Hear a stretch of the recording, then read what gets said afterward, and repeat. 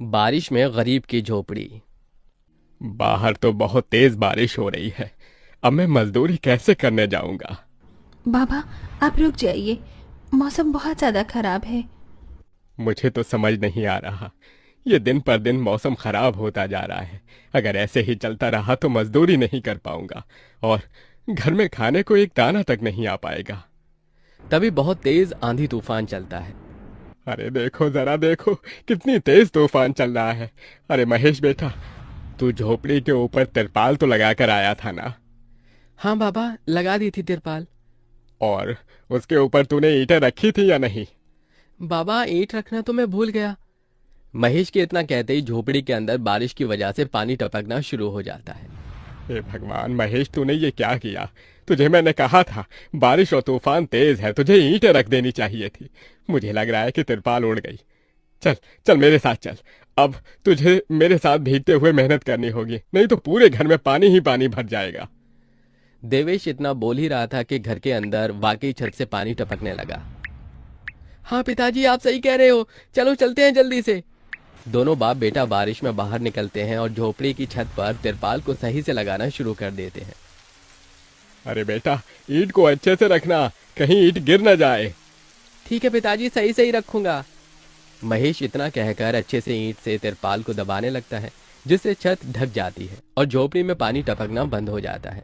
लेकिन इसी के चलते हुए बेचारे दोनों के दोनों बहुत बुरी तरह भीग जाते हैं। अरे चलो बेटा, बहुत ठंड हो रही है, बाहर घर में चलते हैं।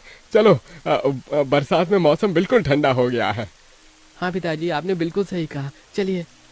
जब दोनों बाप बेटा घर के अंदर आ जाते हैं तो मेघा उन्हें सूखा कपड़ा देती है और अपना शरीर पोंछने के लिए कहती है।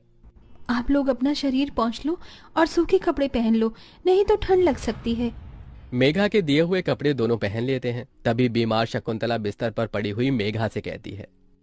अरे बेटी, तूने खाने के लिए कुछ बनाया नहीं? माँ, मैं बारिश के रुकने का इंतजार कर रही हूँ। घर के अंदर खाना कैसे बनाऊंगी? सारे में धुआं ही धुआं हो जाएगा। मेरी दवाई का समय हो गया है और मुझे भूख भी लग रही है। ठीक है माँ, मैं कुछ करती हूँ। मेघा अपने सिर पर एक सफेद कट्टा रखकर बारिश से बचते हुए बाहर से कुछ ईंटें लाकर घर के अंदर ही छोटा सा चूल्हा बना लेती है और उसी पर खाना बनाना शुरू करती है। अरे बेटी, पूरे घर में धुआं ही धुआं हो गया है। पिताजी, खाना बनाना भी तो बहुत जरूरी था। मेघा जैसे तैसे करके जल्दी जल्दी खाना बना लेती है। वो खाने में नमक मिर्च वाले चावल ही बना पाती है। माँ, माँ उठो, ये लोग खाना खा लो। शकुंतला मेघा के हाथों से खाना खाती है। शकुंतला के पूरे शरीर को पैरालाइज हुआ था, जिसके कारण ना तो वो हिल सकती थी और ना ही वो उठ सकती थी। मेरी प्यारी बेटी, इतनी कम उम्र में तेरे ऊपर कितनी जिम्मेदारी आ गई। हम गरीबों का कुछ नहीं हो सकता है। इस गरीब झोपड़ी के अंदर हम कैसे कैसे दिन देखते हैं। कोई बात नहीं माँ, बच्चे समय के अनुसार बड़े होते हैं, लेकिन मैं समय से पहले बड़ी हो गई हूँ। आपको तो खुश होना चाहिए। मैं तो इस कदर लाचार हो गई हूँ कि तेरे सर पर हाथ रखकर तुझे आशीर्वाद भी नहीं दे सकती बेटा। शकुंतला की आंखों से आंसू निकल रहे थे। मेघा उसके आंसू पोंछकर अपनी माँ को हौसला देती है, जिसके बाद वो अपने भाई और पिता के साथ बैठकर खाना खाती है। बारिश होती ही रहती है, लेकिन बारिश रुकने का नाम ही नहीं लेती। खाना खाकर वो सभी सो जाते हैं। आधी रात के समय जिस तरफ शकुंतला का बिस्तर होता है, वहां पर पानी टपकना शुरू हो जाता है। अरे ये क्या, पानी टपक रहा है। मेघा, मेघा, लगता है सो गई। अब मैं क्या करूं? ये पानी तो धीरे धीरे टपकता ही जा रहा है। शकुंतला रात भर अपने ऊपर टपकते हुए पानी को ऐसे ही झेलती रहती है, जिसकी वजह से सुबह तक उसके पूरे शरीर में बुखार फैल जाता है। अरे, अरे ये क्या माँ, आपको तो बहुत ही बुखार हो गया है। रात भर ये झोपड़ी की छत टपकती ही रही। मैंने तुम्हें उठाने की कोशिश की, लेकिन तुम्हारे तक आवाज नहीं गई। ये सुनकर मेघा को बहुत अफसोस होता है। वो सूखे कपड़ों पर अपनी माँ को सहारा लगाकर लिटा देती है और उनके कपड़े भी बदल देती है। लेकिन तभी अचानक से गांव में बाढ़ आ जाती है। अरे अरे ये क्या हो, यहाँ तो पानी भर रहा है। अरे लगता है गांव में बाढ़ आ गई है। अरे हम लोग क्या करें? अरे बेटा महेश, अरे भाई, अपनी माँ को कंधे पर उठा, नहीं तो हम सभी बह जाएंगे। अरे पानी में कोई जुगाड़ करता हूँ बेटा। देवेश फौरन घर के बाहर जाता है। जहां वो आसपास देखता है, उसे एक रेडी दिखाई देती है। देवेश उसे लेकर आता है, जिस पर शकुंतला को लिटा देता है। अरे चारों तरफ पानी ही पानी हो रहा है, हमें अब यहाँ से जाना होगा, नहीं तो पानी में हम डूब जाएंगे। तभी अचानक से उनकी झोपड़ी पानी में डूबकर बह जाती है। हमारी झोपड़ी चली गई। बेटी, अब हमें भी यहाँ से चलना होगा। तुम्हारी माँ को यहाँ से किसी ऊंचे स्तर पर लेकर जाना होगा। देवेश, महेश और मेघा तीनों शकुंतला को रेडी के साथ वहां से ऊंचाई पर लेकर जा रहे होते हैं, लेकिन पानी बहुत ज्यादा होने की वजह से रेडी का संतुलन खराब हो जाता है और वो पानी के साथ बहने लगती है। पिताजी, पिताजी, माँ रेडी के साथ पानी में बहते हुए जा रही हैं। हे भगवान, अब हम लोग क्या करें? अरे हम लोग भी डूब रहे हैं। कोई सहारा मिलेगा तो हम यहाँ से बाहर निकल पाएंगे, नहीं तो पता नहीं आज क्या होगा। हे भगवान, कोई हमारी मदद करो। हे ऊपर वाले, कुछ तो करो। तभी मेघा को एक बड़ी सी लकड़ी का सहारा मिलता है। वो उस लकड़ी के सहारे अपने पिता और भाई को भी बचा लेती है, जिसके बाद वो तीनों लकड़ी के सहारे तैरते हुए एक ऊंचे स्तर पर पहुंच जाते हैं, जहां पर काफी लोग होते हैं। हे भगवान, मेरी 8 साल की बेटी थी, कहीं नजर नहीं आ रही। इस बाढ़ के कारण वो पता नहीं कहां पानी के साथ ही बहती चली गई। वहां सभी अपने परिवार को लेकर दुख में थे और यहाँ मेघा, देवेश, महेश तीनों शकुंतला के लिए फूट फूट कर रोने लगे थे। मेरी माँ पता नहीं कहाँ चली गई, पता नहीं किस हाल में होंगी वो। क्या वो अभी जिंदा होंगी या नहीं? तुम ये कैसी बातें कर रही हो? हौसला रखो, सब कुछ ठीक हो जाएगा। माँ वापस आएंगी। ये देखो, सरकारी लोग हमारी मदद कर रहे हैं, बिछड़े हुए परिवार के सदस्यों को ढूंढ कर ला रहे हैं।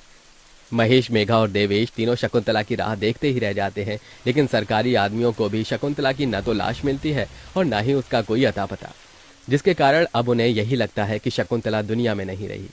इतनी बारिश हो रही है, माँ का तो कुछ पता नहीं। अब हमें हमारे लिए कुछ करना होगा। तुम सही कह रही हो बेटी, अब हमें कुछ न कुछ तो करना ही होगा। देवेश और महेश दोनों बाप बेटे जंगल से लकड़ियां इकट्ठी करके वहां झोपड़ी बनाने की कोशिश करते हैं, लेकिन बार बार बारिश के पानी की वजह से उनकी झोपड़ी बन ही नहीं पाती। बारिश बहुत जोरों से हो रही है, मैं यहाँ वहाँ से पन्नियाँ इकट्ठी करती हूँ। मेघा पन्नियां इकट्ठा करती है और उन्हें जोड़कर तैयार करती है, जिसे वो अपने पिता और भाई के ऊपर रखकर उन्हें बारिश से बचाने की कोशिश करती है। और इसी के चलते महेश और देवेश झोपड़ी बना लेते हैं और उसमें वो सब रहने लगते हैं। चलो, हमने जैसे तैसे करके अपने लिए मजबूत झोपड़ी तो बना ली। काश माँ और मिल जाती तो अच्छा होता। मेघा अफसोस करते हुए रो रही थी कि तभी उसे झोपड़ी के बाहर से अपनी माँ की आवाज आती है। मेघा, महेश, कहाँ हो तुम दोनों? मेरे बच्चों, कहाँ हो तुम दोनों? मेघा, ये तो माँ की आवाज है। मेघा जैसे ही झोपड़ी के बाहर आती है, वो बारिश में भीगते हुए अपनी माँ को खुद अपने पैरों पर चलकर आते हुए देखती है। माँ, आप चल सकती हो, आप हिल सकती हो, आप खड़ी हो सकती हो। ये सब कैसे हुआ? ये तो एक चमत्कार है। बहते बहते पता नहीं मैं कहाँ पहुँच गई थी और बेहोश हो गई थी। जब होश आया तो हाथ पैर अपने आप काम करने लगे थे। फिर तो मैं ढूंढते हुए यहाँ तक आ गई। ये भगवान का चमत्कार ही था। हमारी झोपड़ी भी टूट गई।